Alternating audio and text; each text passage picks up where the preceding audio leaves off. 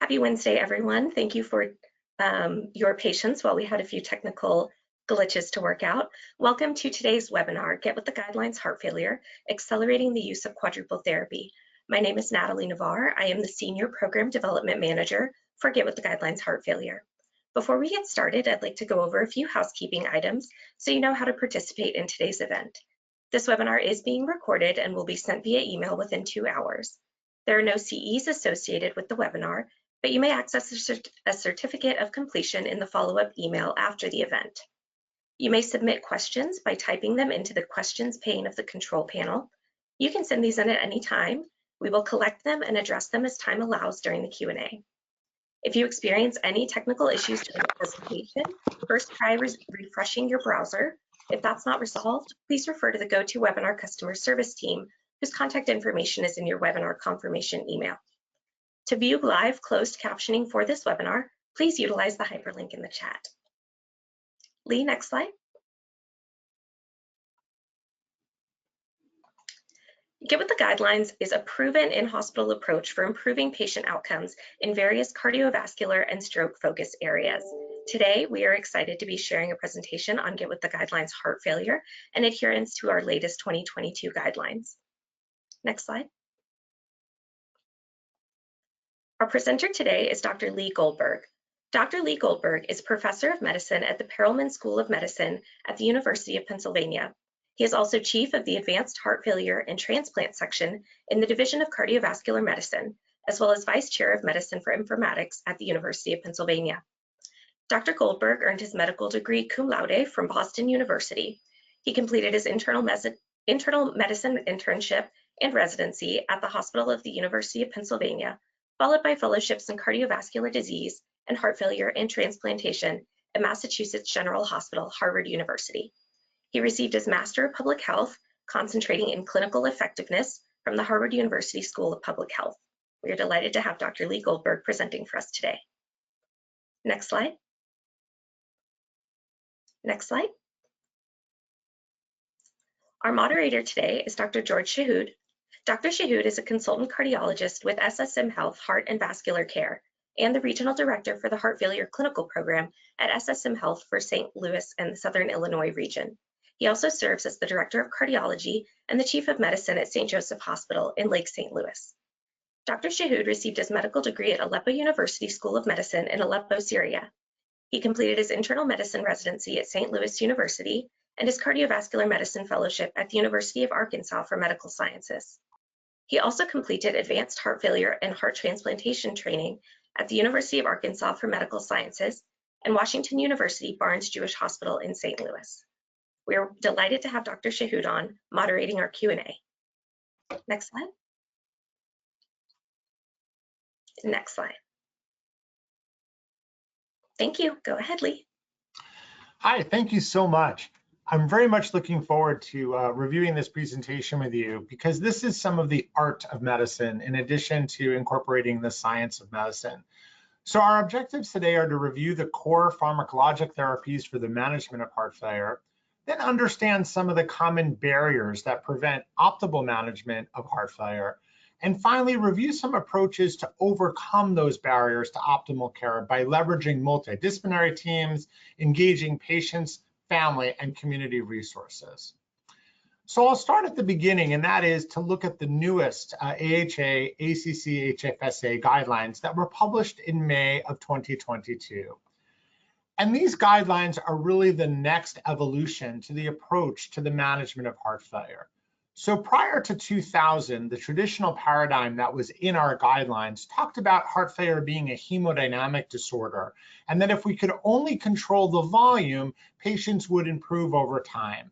Patients would go into heart failure just like they would catch pneumonia, and when their symptoms improved, they were out of heart failure. And we really focused a lot on classifying patients by their New York Heart Association class or their functional capacity or their symptoms alone. But we began to learn through the 1980s and the 1990s into the 2000s that heart failure was much more difficult or challenging than that.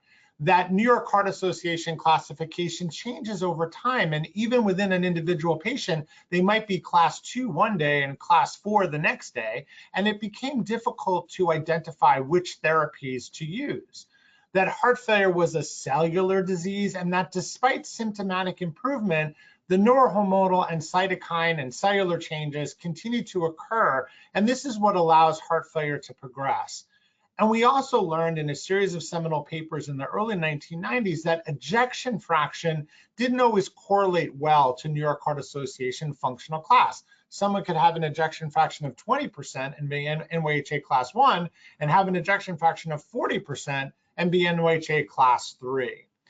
So we had to shift our model to more of a chronic disease model. And this led to a new staging system that has continued to evolve.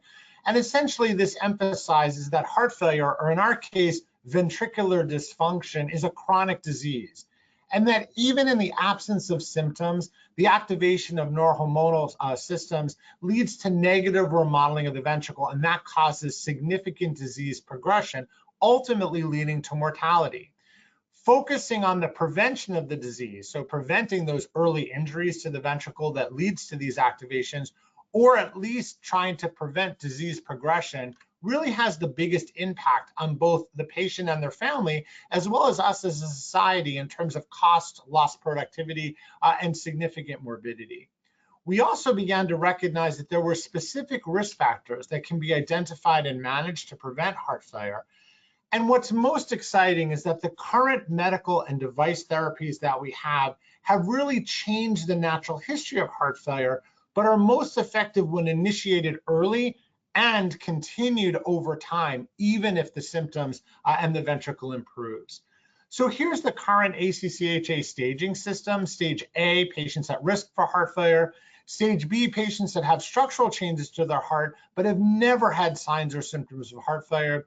Stage C are those patients that have symptomatic heart failure, the ones that most of us care for. And then stage D, the refractory patients that are coming for advanced therapies or might need palliative care.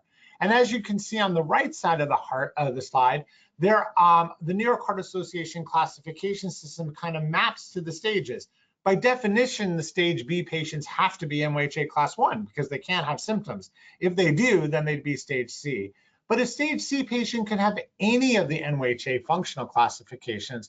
And then the stage D patients, by definition, almost always have stage NYHA class 4 symptoms. We also have some new definitions that were published in 2022 in the Universal Definition of Heart Failure that tell us that patients with reduced ejection fraction have ejection fractions less than 40%. Those with mid-range have ejection fractions 41 to 49%. And then those with preserved ejection fractions, now the definition is saying ejection fractions greater than or equal to 50%. And there's even a group of patients whose ejection fractions improve. I think we all have some of these in our practice where they previously had an ejection fraction of less than 40%, but on follow-up measurement, their ejection fractions improved to 40% or improved more than 10% over time. So for heart failure with reduced ejection fraction, we now have 4 classes of drugs that are recommended for all patients, regardless of their NYHA classification. And those include ARNI, which is preserved, or an ACE or ARB, one of the evidence-based beta blockers, a mineralocorticoid antagonist, and the newest kid on the block, the SGLT2 inhibitors, for patients both with and without diabetes. And our strategy has shifted.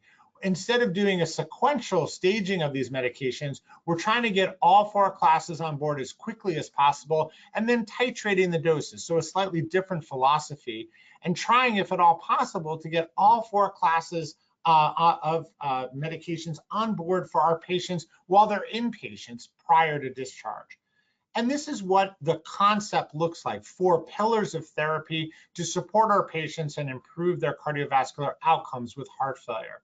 Now, if we start all 4 evidence-based therapy, the relative risk reduction for a bad event, either heart failure hospitalization or cardiovascular mortality, is reduced by 72.9%, but an absolute risk reduction of 25.5%, a remarkable improvement in outcome if we get all 4 medications on board. And the number of patients that we need to treat is about 4 patients over 24 months to reduce the risk of cardiovascular mortality a heart failure hospitalization.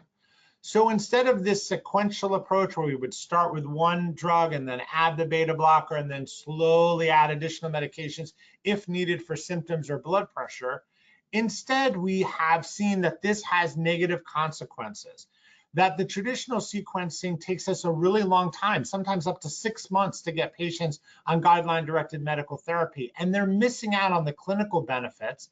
And some of these drugs have benefit even at low dose, and many of them have impact in the matter of weeks after being initiated. So getting them on board quickly is what we're looking to do.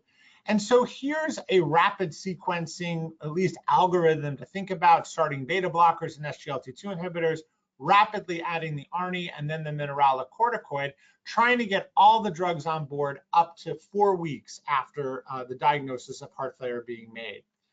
And I will say that if we look at the various classes, look at this, the very significant risk reduction for our patients, and the clinical benefits of these medications become apparent, meaning the curves separated in these clinical trials by about 30 days after initiation.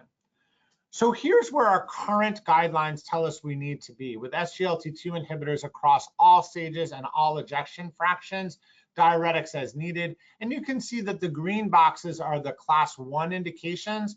We suspect that the yellow boxes that you're seeing for SGLT2 inhibitors for the stage C and D for HEF with mid-range ejection fraction and then the HEF-PEF, those will turn green. We had new trials since the guidelines came out, and I anticipate that our guideline writing committees will be escalating those to the class 1 indications. But you can see that this is how the medications are kind of shared across the various stages for our heart failure patients. So in summary, this is what it looks like. At the top, we're doing lifestyle therapy. We're managing risk factors, so blood pressure, lipids, and glucose control. If they have atherosclerotic disease, we're doing interventions as indicated, both interventions in terms of surgeries and angioplasties and those types of things and stents, but also risk reduction. And then for the various groups of patients by ejection fraction, showing you the various therapies across the bottom. And I will emphasize that there's a lot to do here, both for the clinicians, but also for our patients and our families. And this will help me to kind of pivot to where we need to go. So our call to action is that we want to use all 4 classes of medications whenever possible that improve morbidity and mortality for our patients, particularly with HFrEF. We want to be able to look at our performance. Are we performing well, and are we measuring them as specific metrics in assessing the quality of the care that we provide? We want to develop systems of care that will promote initiation, titration, but also maintenance of all 4 classes of medications, and sometimes using the sentinel event of a hospitalization to initiate meds rapidly and monitor and convince the patient and their family of the importance of remaining on these medications, and then modifying our patient and family education to emphasize the importance of all 4 classes of medications. They're not a burden. You can argue they're a gift in terms of improving patients' outcomes over time. So now thinking about the complexity here, what are some of the barriers that our patients and their families have? Well, we know there are some personal factors. Patients don't have a good knowledge or data set to be able to manage themselves and do self-care, and helping to empower patients to do that is one of our goals. They may have a bunch of heart failure related negative emotions, meaning that their life is changing, their role in the family is changing, their inability to be able to cope with all of the changes and the medications. And then the challenge of changing habits that they may have had for a lifetime, specific foods or specific behaviors that are negative in terms of heart failure or cardiovascular effects, but actually are really critical for success in terms of managing their heart failure. The disease burden itself can be problematic as there's physical decline, the inability to manage, a bunch of comorbid conditions that we'll come back and talk about, as well as significant financial strain for some of this, both the medications and the interventions themselves, but also there may be their inability to work or their inability to take care of their home, becoming a significant financial strain, needing to hire people to help them or to take care of their home or their land or whatever. And then an inefficient support system. Do they have adequate social support? do we provide attention to their need to provide self-care and navigate all of this? And then do they have good access to healthcare providers so that if they have a question, they're having decompensation or they're having a worsening of one of their comorbidities, do they have access to providers that can help them navigate that and provide kind of wraparound care? So we know that comorbidities are really a huge burden on our heart failure patient population. And except for a very narrow group of patients, it's very unusual for any of us, I think most of us will know this from our clinical practice, to manage a patient that doesn't have a bunch of comorbidities that complicates the management of their heart failure. So we have things like hypertension and ischemic heart disease, obesity, diabetes, chronic kidney disease, frailty and malnutrition as kind of the core ones that are called out in the heart failure guidelines. But then I also wanted to highlight that depression, which overarches this and really robs patients not only of their joy of life, but also their ability to manage, to really be engaged and motivated to take the medications, to make the changes and to do what's necessary. And then sleep apnea, which makes patients very fatigued, challenging them to be able to concentrate, to remember things, and to be able to be awake when it's time to take their medications, can also confound things.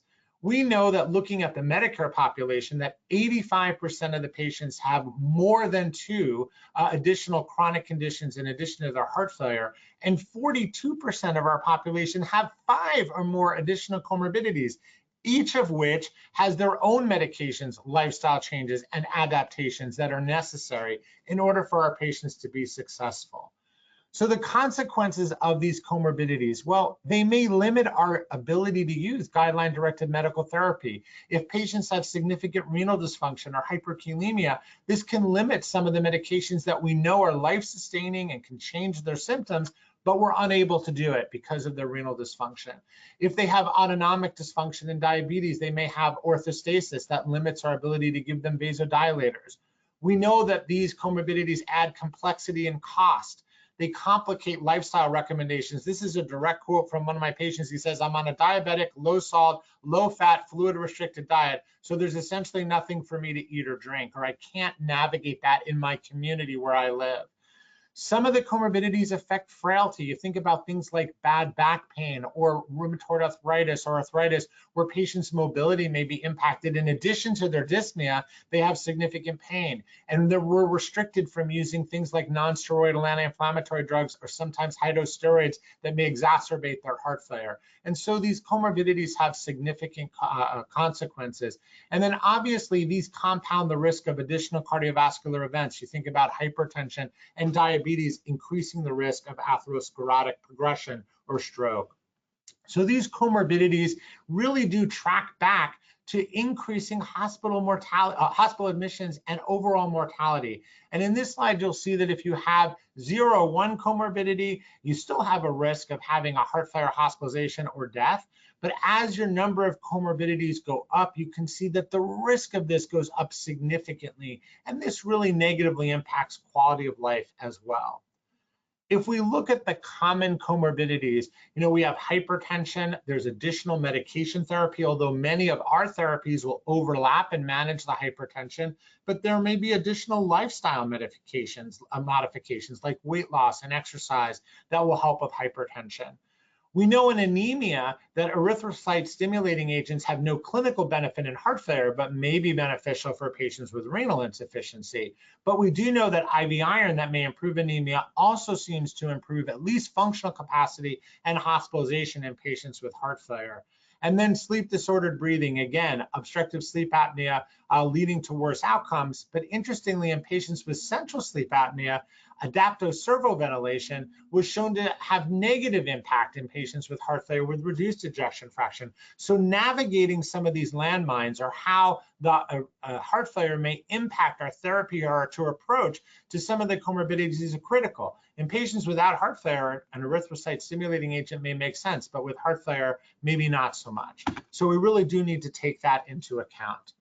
Now, we also know that these comorbidities can impact medication therapy. So for example, they may limit the use of ARNIs, ACE, or ARB because of increases in creatinine. And therefore, we may need to use hydralazine and nitrates as an alternative, not as add-on therapy. And this may have less of an impact on morbidity and mortality. We may also struggle with hyperkalemia, and now we have newer potassium binding agents that may help us mitigate that, but there's cost and additional pill burden when we have to do that.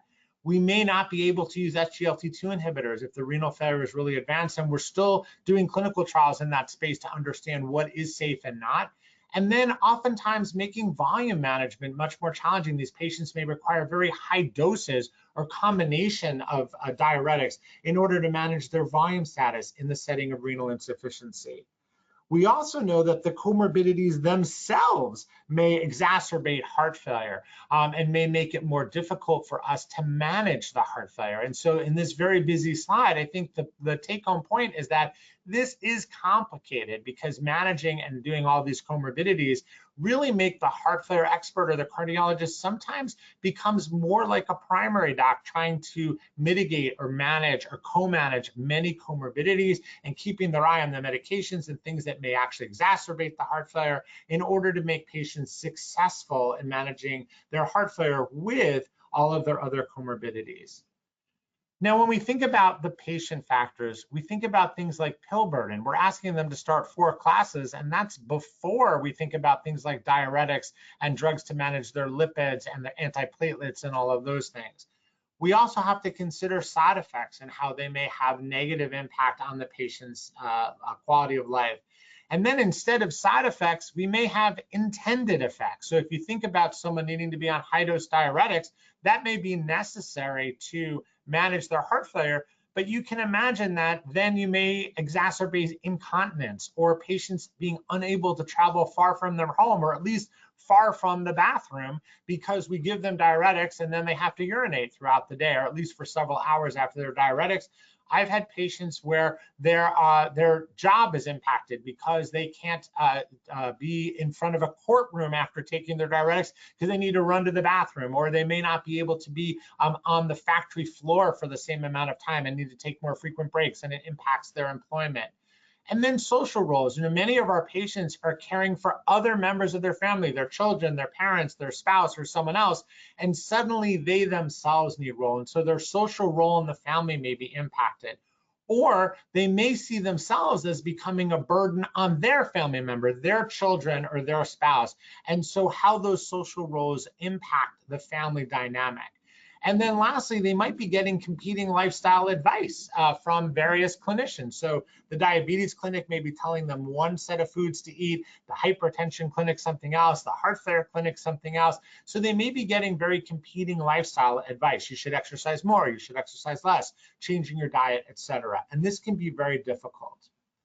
Now, how do we monitor for side effects? And this is something that's very important because we know that when patients are experiencing side effects, their adherence to medications obviously is going to go down. So we need a specific structure for actually querying our patients, even when we think they're stable on their medical regimen, to start thinking about what are their side effects and how should we do that. And so it's important to have the right setting, the right infrastructure in your clinical setting, using your electronic health record system, and making sure that there's good communication to how we communicate with our patients and sometimes with their family or caregivers around side effects that are problematic, because sometimes we can mitigate those side effects if we know about them. What are the processes? Are we facilitating the communication, or are there specific barriers? If we're in a hurry and the patient senses that, maybe they don't want to take the time to interact with us. If we're not explicitly asking about side effects or explicitly asking about symptoms and then thinking about, could these be side effects? Is that cough related to the ACE inhibitor? Is the incontinence the way I'm dosing the diuretic? Those are really important things that we want to address with our patients. And then lastly, figuring out how to deal with this data. So do we have appropriate prescribing or de-prescribing practices that really are focused on patient-focused outcomes? What's important for them and maximizing their health status? Even though our guideline might say X, what's appropriate for the patient may be Y. And this is where the art of medicine, communication, interaction, and then using your knowledge base to try to match up with what the patient's needs are at that time. So now, how do we overcome some of these patient barriers? Well, we want to be able to provide our patient and caregiver education that really accounts for their health literacy as well as their cultural norms, so that we're really meeting the patient and their family where they are. We want to include the data around the impact of core medical therapy. So using words like, well, these medicines will make it less likely for you to come in the hospital, or you might have fewer symptoms, or you might survive longer. The idea is tying the behavior of the medications and taking them regularly to outcomes that are important to this particular patient or family. So you may have to adjust that based on what's really important to the patient. We use a lot of language in our clinic about the patient being able to control their disease, to empower them, that weighing yourself every day and then acting upon those weights will prevent you from coming in the hospital so that you can control your disease. And so being able to empower patients to self-manage. Using tools like daily weights or symptoms assessments really allow us to have early detection in heart failure and potentially derail a hospitalization or an exacerbation, perhaps intervening prior to symptoms. We can leverage sometimes implantable sensors and monitors that we know begin to show us a signal of decompensation early and then enable us to act upon that. We want to leverage multidisciplinary teams that are diverse and allow patients to connect with members of the team that really speak to them. It may or may not be the physician, it might be the APP, it might be the nurse, it might be the pharmacist. Sometimes in our clinic, it's the MA that they're connecting with. But the idea is that these patients can develop relationships and trust and have those individuals help to guide them. And we really want to encourage shared decision-making, that we're hearing the patient voice, we're giving them options, and then helping them, consulting with them, and guiding them to make choices that make sense for themselves. So we have an initiative through the American Heart Association called Implement Heart Failure Initiative, or Implement HF. It's a 3-year initiative across multiple regions, and actually both of us on the call today are actually involved in Implement HF. And the goal for this program was to increase healthy time at home for all patients with heart failure, with an overarching aspirational national goal of decreasing all-cause mortality by 5%. And the reason that I wanted to highlight Implement HF is because it really speaks to the types of tools and structures necessary to do what I've been talking about all along, getting patients on the right medications, helping them to get to the right diagnosis and getting the timely care that they need, getting them on the right treatment, and then giving them the tools and the support necessary to create a system of care that we're learning and we're also coordinated with the patients. So what are the methods of Implement HF? Well, it's scalable patient empowerment and engagement tools, including personalized technology solutions using apps and other materials.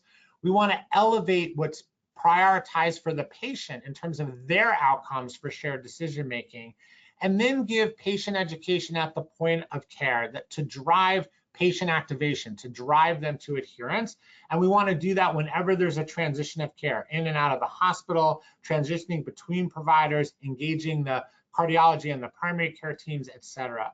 And we're using implementation science here, having a learning healthcare system, value and policy, and patient engagement to try to improve those outcomes and the quality of life. So here's an example of some shared decision-making support right from Implement HF. There's a discussion guide, and it kind of engages patients so that they can prepare themselves for their appointment, that they can read, begin to think about questions, think about their symptoms and how they want to answer those questions so that they can really focus on how are they going to be empowered to change their outcome, to increase their healthy years for the time that they have left, right? And keeping them at home and healthy for as long as possible. And so this gives patients lists of questions and understanding what may happen during the office visit to demystify things so that we can really get at the core things that are necessary. We can be efficient, but also effective during the office visits. And so here are some questions that the patients may want to ask, and also, again, what may happen. Here's a tool to help patients with shared decision-making support and kind of tells them, hey, what are some of the questions that you might want to ask when you are in the office visit? And then how do those answers change or influence the clinician's recommendations for certain therapies? So if my ejection fraction, say, is depressed, are there certain medications that may help me sort that out? Are there certain things that I need to do to track my symptoms? And then how do I respond to that when I'm experiencing those symptoms? Do I call my clinician? Do I activate the 911 system? What are the high-risk symptoms where I would always want to call for help? These are the types of support tools that we're giving patients. So in addition to what they're getting from their clinicians, we're leveraging these tools to kind of complement what's going on. And then how do we help patients self-manage? Meaning, how do we give them the tools in their hands to teach them what they need to look out for all the time? What are the behaviors that they need to do daily to kind of keep themselves healthy? And when do we know that they're starting to get into trouble and they may need to ask for help? And so this is the classic green, yellow, and red, where green, you're doing a great job. Yellow, there's something going on, you may need to pay attention, you may need to activate a management plan. And then red, this is when you really need to activate your clinician or activate 911. And so these are self-management tools that we can leverage with our patients so that when they're at home every day, they're engaging in what's going on in order to really help them self-manage. Now, what about self-management support? So here are examples of things that patients can do through a heart failure action app that we have. And this enables patients to track their energy level, their medications, their mood, whether they're taking their meds and their symptoms. And it can give them feedback periodically about how they're doing. And we can look over periods of time, over 30 days or longer, to see how the patients are engaging in their care plan and where there may be gaps or challenges that we can focus our energy and our resources on. So these are the tools of Implement HF that we think help to empower patients. You may have other tools in your practice that you use that hit these targets, but the idea is that it's not only during the office visit, but rather it's during the day-to-day life for the patients. Now, we also know that costs can be really challenging for our patients in terms of the medications, and some of our core medications can have significant costs. So we know the ARNI and the SGLT2 inhibitors for some of our patients can be expensive depending on their insurance coverage. And then there are some non-core medications like anticoagulants or inhalers that are very expensive for some of our patients. And so when we're asking about adherence or we notice an adherence problem, be sure to inquire about financial burdens of the medical therapy. And then identifying sources of financial assistance, copay cards, pharmaceutical assistance programs, grants. Many of us have local resources for patients that are in need, but we recognize that these can be challenging and time-consuming to the clinical team to be able to navigate and know about all these programs. And so in some multidisciplinary programs, we delegate that to some team members, a pharmacist, a social worker, a nurse, who can maybe become an expert in your local environment to help our patients get through this. But sometimes there is no great solution, and we may need to consider alternatives. So although ARNI may be preferred, we may need to go to an ACE or an ARB if it's more affordable, because it makes it possible for the patient to get as close to the guideline-directed medical therapy as they can. Now, I've mentioned multidisciplinary teams multiple times, and this is from a very recent article that was published talking about kind of general heart failure multidisciplinary care. And I really wanted to list all of the various individuals that can impact a team. Not every team is going to have every one of these members, but it really touches on the complexity as well as the multidisciplinary nature of heart failure care today. And it may include, again, the advanced heart failure physician or cardiologist, but also the primary care physician, our advanced practice providers, the pharmacists. In my practice, I'm fortunate that I have some cardiology-focused pharmacists, but even pharmacists that are doing general medicine stepping into that role. Some practices have a psychologist. For my practice, this is a gap where we have some partnerships in the community, but it's not always easy to access with insurance or location.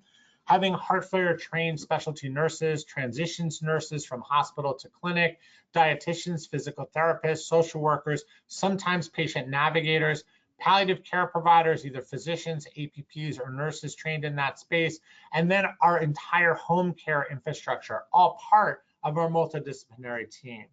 And if we think about a system of care, it goes even beyond that multidisciplinary team to other medical and surgical specialties that we at times need to engage, from electrophysiology to cardiothoracic surgery to our interventional and structural heart disease, and then beyond, infectious disease, neurology, nephrology, endocrinology, et cetera. And so these are big teams and big systems of care that are necessary to really support our heart failure patients adequately and all of their comorbidities. Now, we do know that multidisciplinary teams improve outcomes for our heart failure patients, and they reduce the hospitalization rate, they improve adherence to self-care and guideline-directed medical therapy, and we think that they reduce healthcare costs, probably driven by the reduced hospitalization rate, but also maybe less healthcare utilization once they're stabilized. Now, these teams will take many, many forms, and they're very local, but they enable the members of that team to leverage their individual strengths to improve the initiation of guideline-directed medical therapy to lead to those improvements that we're hoping to get. They may also be able to identify patients that may need to move on to teams that can provide advanced therapy. And there are several models of care. Some are shared care, where there's a local team and then a more advanced team, and all patients move back and forth. There are some teams that act only as consultative or help to transfer care. They can be standalone teams in the community, or they may be part of a much larger integrated system. And that'll really depend on what's available in your local system. But it does really require scanning the entire waterfront to understand what's available. Now, for patients who have barriers or are unable to tolerate guideline-directed medical therapy or have evidence of disease progression or don't stabilize, these are patients that in particular benefit from referral to a heart failure multidisciplinary team from the community, because these patients may benefit from advanced therapies, ventricular assist device, or transplant, or they might need more intensive therapy that includes more members of the multidisciplinary team, or they might need really good palliative care to help them manage their symptoms. So what are some of the metrics and goals that we use at the institutional level, a programmatic level, and a team level to understand kind of what we need to do as a multidisciplinary team in heart failure care? And at the patient level, I already talked about, metrics. Are we measuring how we're doing with guideline-directed medical therapy? Are we assessing quality of life improvement? Do we have a sense of patient self-management? Do we know that patients have access to their medications? Do they have other challenges in the community, transportation, food security, et cetera? At the programmatic level, are we able to look at our volume growth? Are we retaining our team members? Are we financially sustainable as a team? Again, are we getting patients on the right medical therapy? And are we referring them to the appropriate other specialists, like for ICD or CRT therapy? At the institutional level, are we looking at our hospitalization rate? Are we partnering with each other? Are we looking at transitions and partnering with the community? Are we getting certifications and accreditations with the guidelines, Joint Commission, et cetera? And then at the team member level, are we each growing professionally and learning and being able to work appropriate to our license and training? Are we owning the pieces of the puzzle that belong to us? And are we accountable to each other and to the team as a whole? So as we think about the outcomes for success of a multidisciplinary team, you can see that these are the types of things that we try to measure. And when we pull in the community, are we engaging our home-based therapy? Are they able to interface with us and know what's going on clinically with the patient? Are they giving us feedback because they're seeing patients in their natural habitat and able to engage services? So how do we pull it all together? Well, we want to leverage the EHR tools that we have. We want to develop checklists, flow sheets, and pathways that best serve both the clinic and the population based on your team. And then we really do want to measure our performance to identify opportunities for improvement and engagement. And here's a list of things on this slide, just telling you the types of things that you may want to have on a checklist or as part of your metrics or as part of your team meetings in order to understand how you're performing. So what EHR tools? Well, in our center, we have something called a heart failure tab on our inpatient as an example. And this consolidates all the heart failure related data into a single place in the chart so you can review medications, ins and outs, weights, ejection fraction, and labs on one screen in the chart, so that when you're rounding or talking to the patient, you can kind of see all the data, and then it triggers you to do the right thing. We recently initiated something called the checklist on our inpatient side, and this actually gives you literally a checklist of guideline-directed medical therapy with point-of-care guidance, standard orders that are one click, and a little dashboard of your performance right next to the heart failure tab telling you, hey, today's the day to add the SGLT2 inhibitor, or you haven't added the mineralocorticoid, why not? And gives you opportunities to either answer why not, or in a single click, add that medication with the appropriate lab follow-up. In our outpatient areas, many practices have outpatient templated notes that capture specific data elements like the weight, New York Heart Association class, vital signs, and medications, and then specific tools or questions that assess for side effects or adherence so that we don't miss anything. Some of that can be done with questionnaires that patients complete prior to their visit, during the visit, within the EHR, within the portal, or on paper in order to kind of save time and streamline the visit. And then having flow sheets to enable you to see changes over time. Is that MYJ class falling? Is that creatinine rising? Is that ejection fraction changing over time? And sometimes seeing it on a flow sheet shows patterns that just looking at one column of data is mixed. And then lastly, we instituted in our clinic one-click referral. So one-click referral to our pharmacy team for medication titration adjustment or to help us with barriers. One click to our palliative care specialist for a setup of appointment, either telemedicine or in person, single click to sleep medicine. And we're just beginning to work on a single click referral to our EP experts for patients that need ICD, CRT, or are having arrhythmic issues. So in conclusion, heart failure is a very complex disease that is often complicated by multiple comorbidities. Rapid initiation of the 4 core heart failure therapies leads to the best outcomes.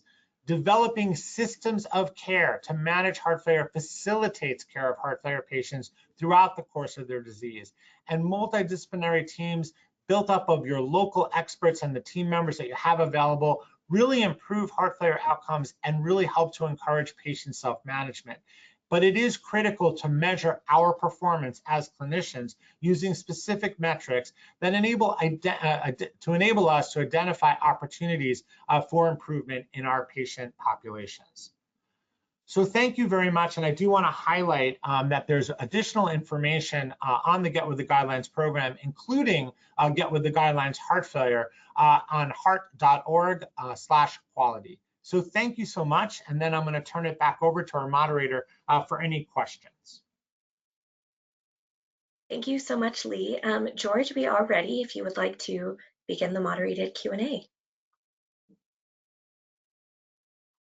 But you are on. We cannot hear you. Perfect. Can you hear me now? Great. Yes, perfect. Great. Thanks, Natalie. Lee, that was a fantastic job in this short time frame to put all of this together. This is a great overview. And I have a couple of comments, and then I'll follow with some questions just to kind of spark the discussion. I'm always reminded by a quote by Lucas Kappenberger that was presented during the Heart Rhythm Society Policy Conference in DC, where he said, science tells us what we can do.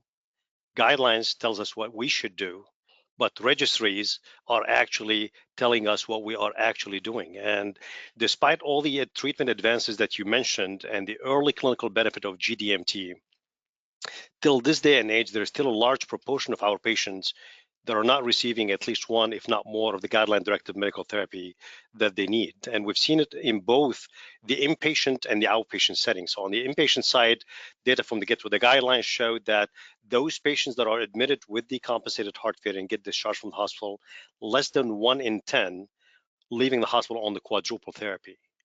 And we talked about the cost, which is quite important. But even with that, less than 1/3 leave the hospital on the triple generic drugs, beta blockers, ACE ARBs, or aldactone. So we still have a large gap that we need to fill. And even on the outpatient side, what we've seen quite striking from the CHAMP-HF registry, that there is a minimal initiation of any new classes of drugs or even up titration of the existing classes. And there is that concept of provider inertia that keeps surfacing all along, that I think as providers, we still are underutilizing our systems of care to help mitigate those gaps in care for patients. And we've seen the data from the EPIC-HF trial that showed that there are common characteristics of clinical inertia. And I think first and foremost is actually that a lot of times the providers are reviewing these medication regimens, but without education or intensification of discussions. But also we're using that concept as patient stability as a justification for non-intensification. And in my mind, and I'll be interested to hear your perspective as well, there's nothing called stable heart failure in our patient population. They have persistent LV dysfunction or persistent change in their LV dynamics that we never call them as stable heart failure patients. And this concept may need to be changed in our mind that will push providers to further intensifying or even initiation of guideline-directed medical therapy. And to add more to it, in this day and age with our limited number of providers, there is less and less time for encounters with patients.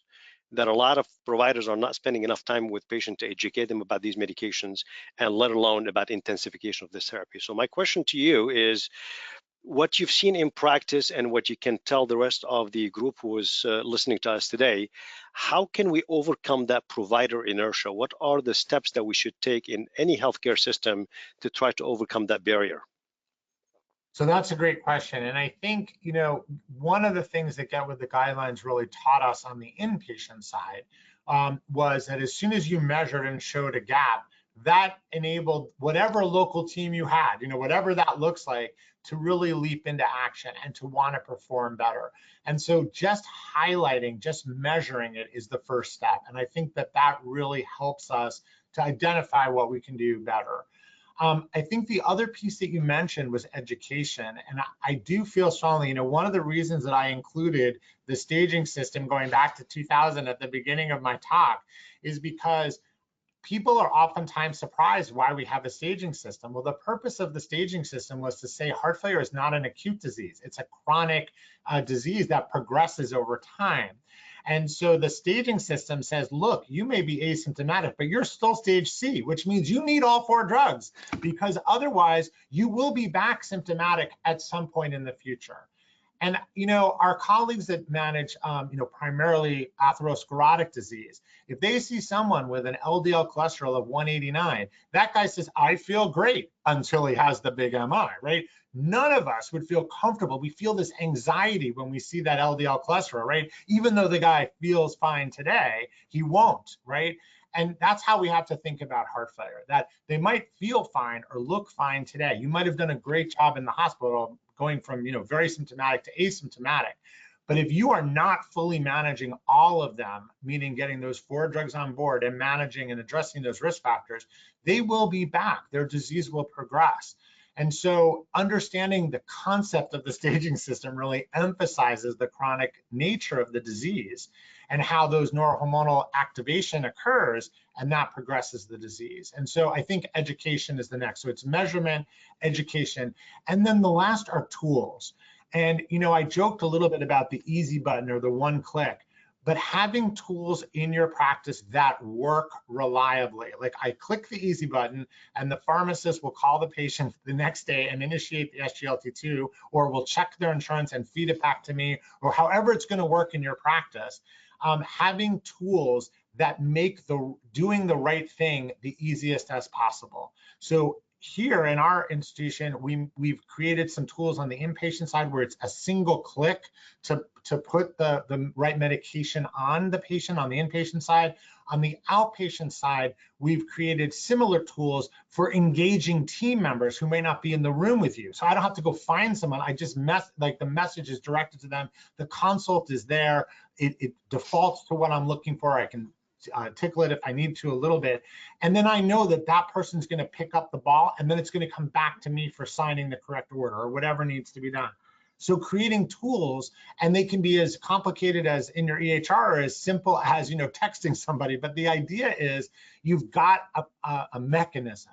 So it's measurement, education, and tools, I think, are the key to overcoming inertia, because our clinicians are overwhelmed, and we have to think about the amount of work that they're doing between the portal and the EHR and all of the regulatory requirements and the billing requirements, and we're all trying to do our best. We've got to make doing the right thing as easy as possible, and then we have to make it important to the clinician. That's the education piece and the measurement piece. And if you get those right in a team that's high functioning, it's magic. You just see your performance improve, and then it feels good. You feel like you're doing the right thing, but you've got to overcome those barriers up front. This is an outstanding explanation, Lee, because this is exactly what we do in our system as well, is establishing those systems of care on multidisciplinary team approach to get those patients initiated on guideline-directed medical therapy. And actually what we have proposed is a similar concept to what you guys have, but you got already perfected that in EHR.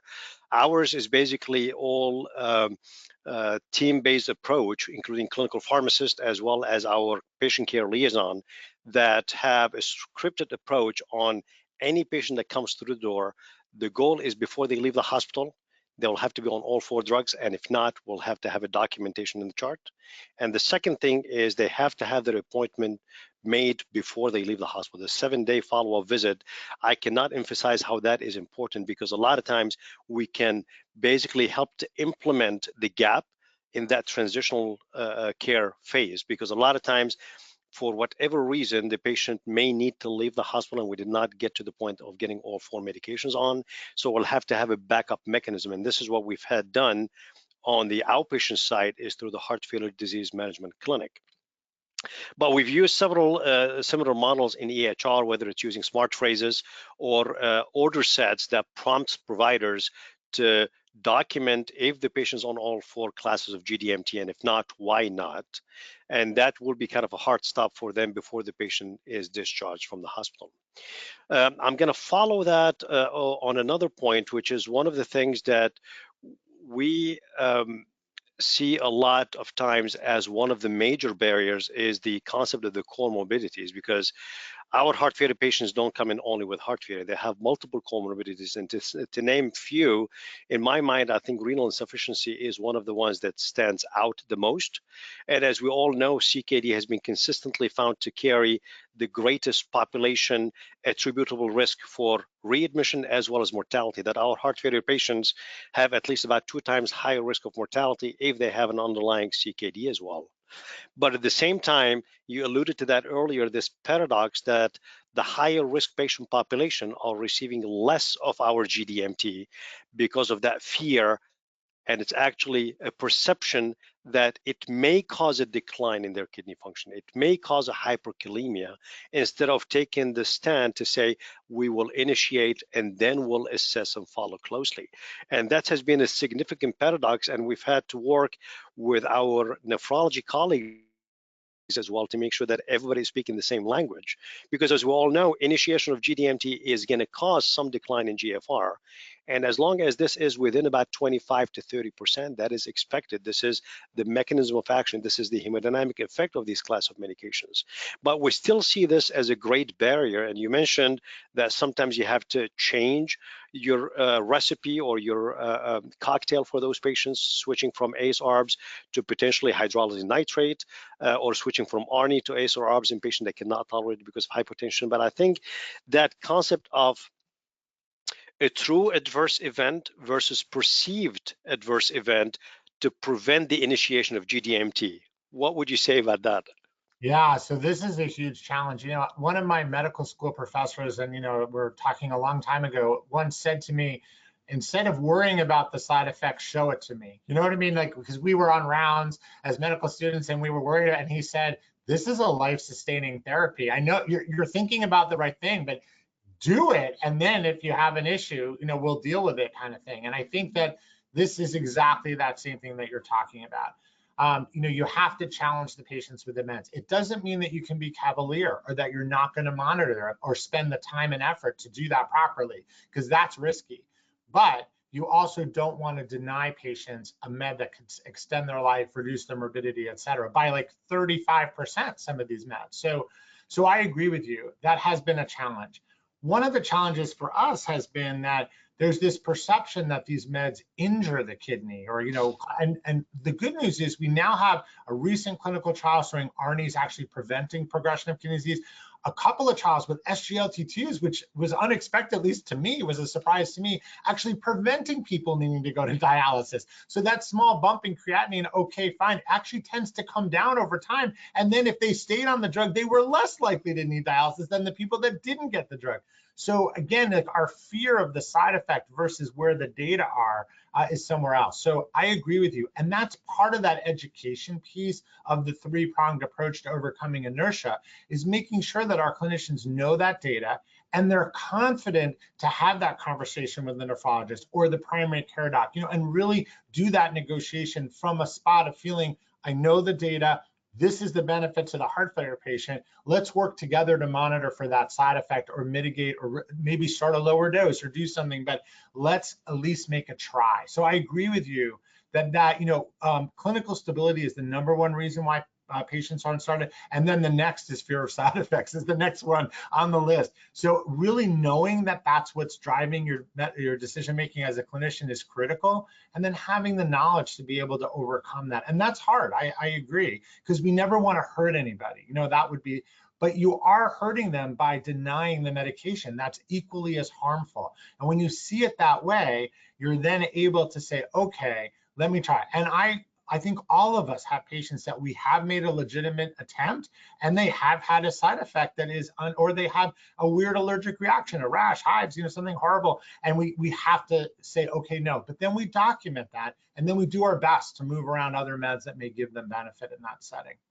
And that's exactly right. This is the risk of omission compared to the risk of commission. And we always fail to recognize that. But as you said, this is what we do on a day in and day out. You have to challenge them, prove that they are not able to tolerate before we say, okay, we have to try something else.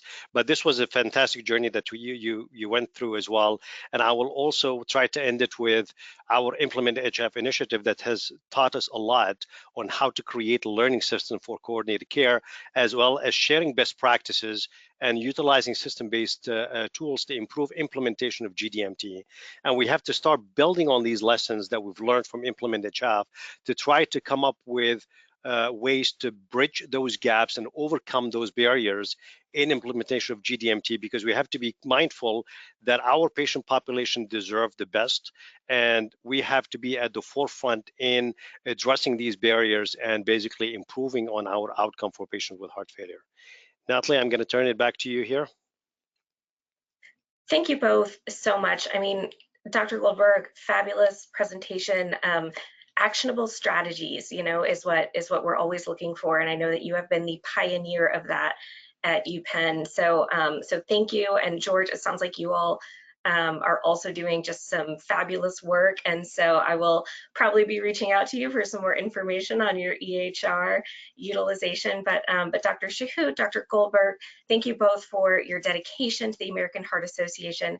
I did not mention it earlier, but both of these fabulous doctors are volunteers on our advisory clinician group for Get With the Guidelines Heart Failure. So we utilize their expertise quite a bit. Thank you everyone very much for attending. You will receive a short survey after the webinar. We would really appreciate it if you would complete that to provide your feedback. You'll also get a follow-up email within 2 hours with a link to view the recording of today's webinar. On behalf of the American Heart Association, Get With the Guidelines, and Drs. Goldberg and Shahood, thank you so much for joining us today and have a wonderful Wednesday. Thank you. Thank you.